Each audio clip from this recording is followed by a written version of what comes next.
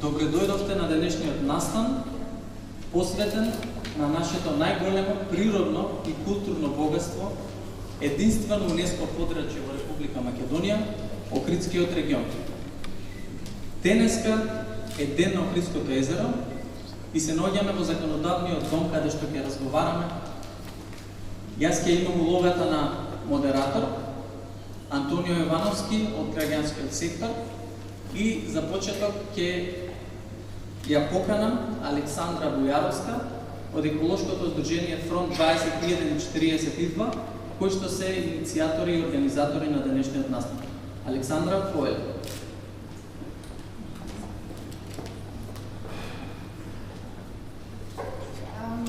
Почитуван председателе, почитуван министри, представници на владините институции, почитувани пратеници.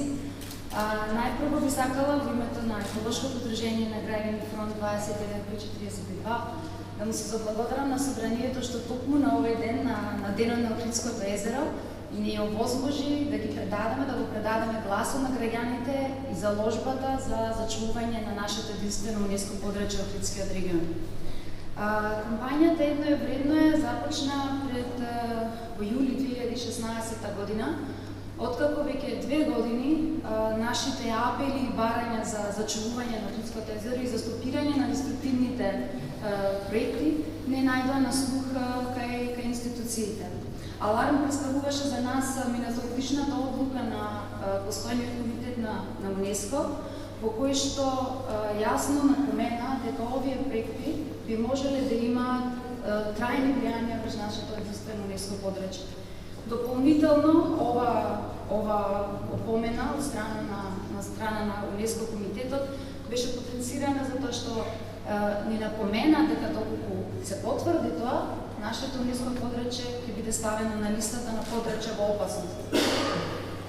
Тука денеска сме за да ви ги предадеме овие над 7000 картички, во кои што граѓаните на Република Македонија од вас побараат да донесете мораториум на штетните проекти и да обезбедите имплементација на Законот за управување со Охридскиот регион на УНЕСКО. Суспендирањето на проектите и барањето за имплементација на законот исто така е подкрепено со околу 20.000 туристи, кои што се потпишаа на електронската петиција, тоа исто така беше дел од нашата кампања. Барањата за напуштање на овие проекти исто така стои во последниот извештај на мисијата од страна на УНЕСКО, во кој што јасно е напоменето дека за Охридскиот регион Македонија треба да се насочи кон еколошки проекти. Значи, ние како граѓански сектор не сме против развој, но во 21 век сметаме дека одржливиот еколошки развој е единствениот вистински избор за нашето подрачје. И искрено мислам дека само таков развој вистински му доликува на Охридскиот регион. Би сакала да им се заблагодарам на експертите, кои во рамки на кампањата не научија и ни отвори очите на некој начин за вредностите на Охридскиот регион. Дури јас како охридјанка за голем дел стварите кои што ги потенцира и кажа не ги знае. Би сакала да им се заблагодарам на сите млади ентузијасти и волонтери кои што активно ја ширеа пораката за вредностите на Охридскиот регион и пораката за потребата од зачувување на нашиот регион. И за крај би сакала на вас, пратениците, да ве подсетам дека имате одговорност, имате надлежност и имате чест да го заштитите нашето единствено УНЕСКО подрачје.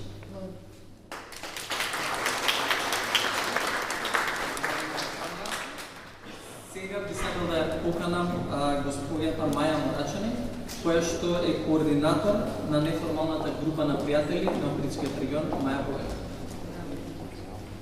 Почитуван председателя на Собранието на Република Македонија, почитуван министар за животна средина и просторно планирање, почитувани колешки и колеги пратеници, почитувани представници на институциите, на невладините организации и медиумите, почитувани граѓани. Ми представува особена чест и задоволство во мое лично име и во името на неформалната пратеничка група, пратеници пријатели на единственото УНЕСКО подрачје во Македонија, Охридскиот регион, да ве поздравам и да ви се заблагодарам за вашето присуство денес на овој настан, кој што символично се одвива на денот на Охридското езеро. Неформалната група пратеници во состав Томислав Тунтев, Африм Гаши, Ирена Стефовска, Васко Ковачевски и Маја Морачанин се формираше по парламентарните избори минатата година на иницијатива на Националниот демократски институт, како и Еколошкото здружение на граѓани Фронт 2142 и представува вистински пример за успешна соработка на претениците од различни политички провениенции со невладиниот сектор и со граѓаните. Исто така, ова неформална пратеничка група ја обедини една заедничка цел, а тоа е зачувување на нашето единствено светско, природно и културно наследство Охридскиот регион. Зачувувањето на исклучителната универзална вредност на Охридскиот регион треба да биде приоритет за сите надлежни институции во државата. Зашто според наодите на реактивната мисија на УНЕСКО, севкупната состојба на конзервација е ранлива и доколку приоритетните препораки не се имплементираат во тек на следните 2 години, постои опасност Охридскиот регион да биде ставен на листата на светско наследство во опасност. Комитетот за светско наследство при УНЕСКО препорачува усвојување на планот за управување со Охридскиот регион, комплетирање на стратешката оцена за влијанието врз животната средина, стопирање на ски центарот на Галичица, стопирање на подсекциите А и Е на патот А3, зачувување на постоечките зони на Националниот парк Галичица, развивање на екотуризмот, соодветен третман на отпадните води и цврстиот отпад и редица други препораки. Вистински чекор во оваа насока е токму иницијативата на преку 7000 граѓани од 13 градови во Република Македонија, кои јасно и недвосмислено побараа собранието да го имплементира, овозможи имплементација на Законот за управување со Охридскиот регион и стопирање на сите штетни инфраструктурни планови во заштитеното подрачје. Граѓаните порачаа: едно е, вредно е да го зачуваме нашето единствено светско, природно и културно наследство Охридскиот регион.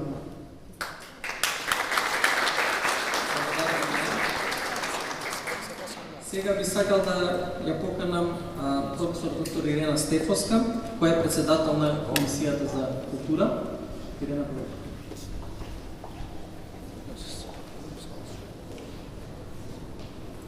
Добар ден на сите. Ќе ми дозволите јас по обратен редослед да го сторам поздравот. Почитувани граѓани, почитувани колеги пратеници, почитуван председател на собранието, почитуван министер за екологија. Знаете, луѓето кои не се разбираат од сликарство, знаат дека постои Мона Лиза. Оние пак кои не знаат ништо за драма, чуле за Хамлет. Кој не слушнал за Хрватска, знаат дека постои Дубровник. Оние кои не знаат ништо за нас, слушнале за еден град Охрид. Каква е таа магија? Каква е таа мистерија што ја кријат езерото и градот? За луѓето кои немаат познавања од историја и географија, да знаат нешто за овој град и за ова езеро. Како тоа токму на ова место се измешале божествената природа и човечката креација, та создале добро од светски размери, кое во 1979, односно 80 година од минатиот век, експертите на УНЕСКО го ставиле на листата на светски, природни и културни наследства. И денес е едно од 35 такви наследства во светот. Природа, историја, религија, уметност, писменост. Се заедно на едно место. 2500 квадратни метри фрески на византиската уметност, во која учествувале и локалните мајстори. Збирка на повеќе од 800 скапоцени икони, создавани меѓу 11 и 14 век, колекција која после онаа во Третјаковската галерија во Москва е највредна во светот. Знаете, не постои светска изложба за византиската цивилизација на која не патуваат и иконите од Охрид, како што беше, например, она во Метрополитен музеот пред некоја година во Њујорк. Кога ќе се искачите на Имарет, ќе ги видите остатоците од најстариот словенски манастир Свети Пантелеймон и 7 доцно антички базилики и турбето на Синан Челеби од 15 век, од родот на 6 века старата турска фамилија Охризаде, чија задужбина Имарет џамијата, за жал, повеќе не постои, нејзините остатоци беа отстранети во 2000 година. Но и многу други профани и сакрални чуда што ги создавале луѓето низ вековите, инспирирани од и распослани крај едно од најстарите и најубавите езера во Европа, кое го славиме денес и кое во себе крие голем број ендемски и ретки сладководни видови на флора и фауна. Зарем треба нешто да кажам за летницата, белвицата, плашицата и за јагулата што патува до Саргаското море. И затоа, се што е амалгам, имплант, бетон, стиропор, шанк, тенда, бекатон, поставени надвор од сите човечки и Божји закони во градот музеј, во регионот, мора да бидат отстранети. Колку пати треба да доаѓаат комисиите на УНЕСКО? Што уште треба да сторат невладините организации и домашните експерти за да слушнеме и да научиме што не сме требале или што не смееме да направиме во овој регион? Заш какви луѓе сме ние, ако забораваме дека Охрид и езерото ни се аманет од нашите предци, да дозволуваме денес во 21 век да се нагрдува и сквернави оваа божествена природа, ова свето место и човечка креација, па макар затоа да стоеле можеби и најдобрите намери за развој на регионот. И затоа ви давам збор дека Комисијата за култура на новото парламентарно мнозинство, заедно со останатите пратеници, а во соработка со вас, граѓанските организации, со професионалците од Хидробиолошкиот завод во Охрид, со Управата за заштита на културното наследство, со локалните самоуправи на Охрид и на Струга, ќе стори се да го сочува градот што му припаѓа на светот и да им го пренесе како дар на идните генерации. Заш, како што пеел Миладинов, да видам Охрид, Струга да видам, слънце да зајдви, ја да умирам. Благодарам.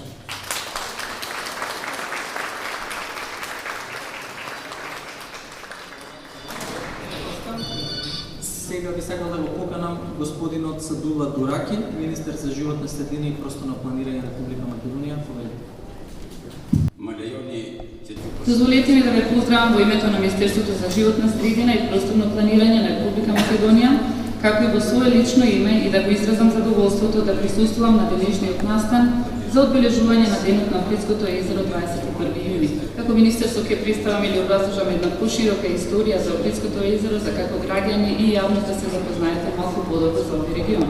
Уште во 1979 година Охридското езеро е впишано во листата на светското наследство УНЕСКО како природно наследство, додека стариот дел на градот Охрид, заедно со спомениците на културата на крајбрежјето на Охридското езеро,